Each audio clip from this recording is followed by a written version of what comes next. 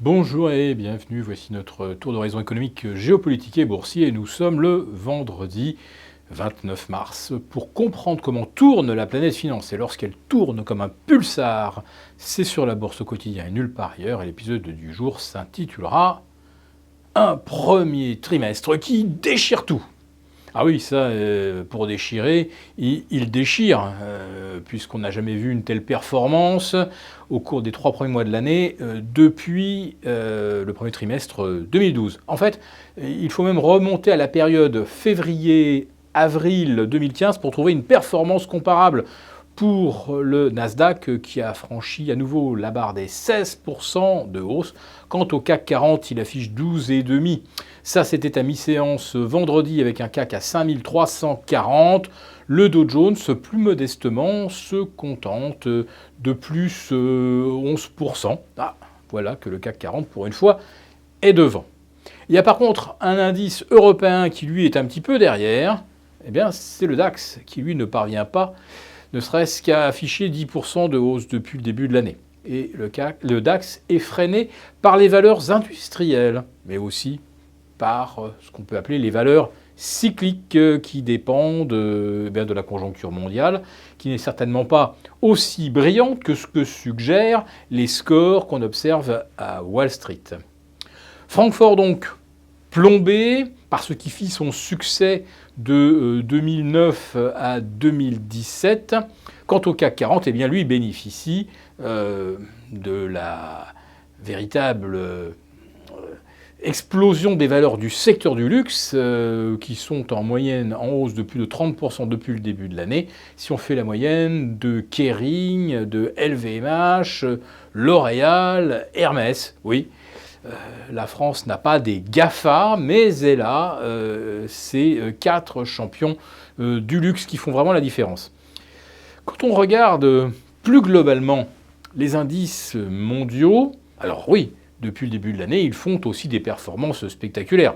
Alors, bien sûr, on a 31% de hausse à Shanghai, 35% de hausse à Shenzhen, donc on vous agrégez ça au reste, ça nous fait un premier trimestre également brillant. Mais quand vous regardez sur un an, vous vous apercevez qu'entre juin, fin septembre et fin mars 2019, vous avez une sorte de grande résistance oblique moyen terme sur les indices mondiaux. Le DAX que je mentionnais, lui, qu'est-ce qu'il nous dessine ? Eh bien, il nous dessine une tête-épaule qui deviendrait baissière naturellement si on venait à enfoncer à nouveau les 11 000 points.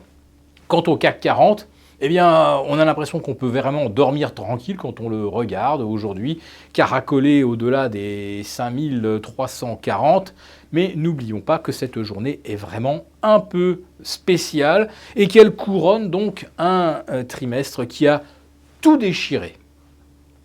À propos de déchirure, c'est Theresa May qui risque d'en subir encore une cet après-midi.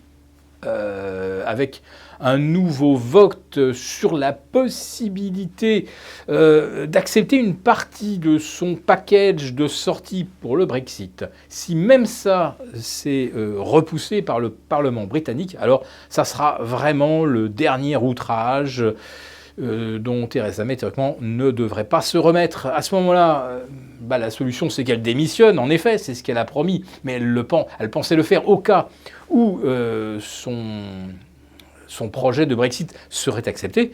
S'il ne l'est pas, elle démissionnera tout simplement.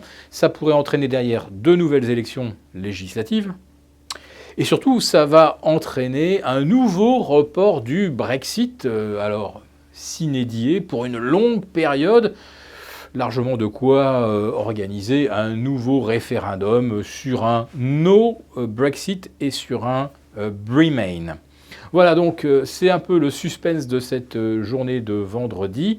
Si jamais Theresa May obtient son premier succès depuis fin 2018, alors peut-être qu'effectivement on pourra envisager un soft Brexit que les marchés devraient certainement accueillir avec une certaine bienveillance.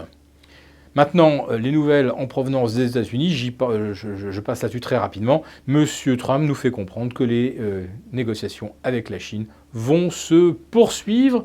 Et finalement, plus elles se poursuivent et moins elles aboutissent, plus les marchés montent. Donc, surtout, ne soyons pas pressés que Monsieur Trump les fasse aboutir.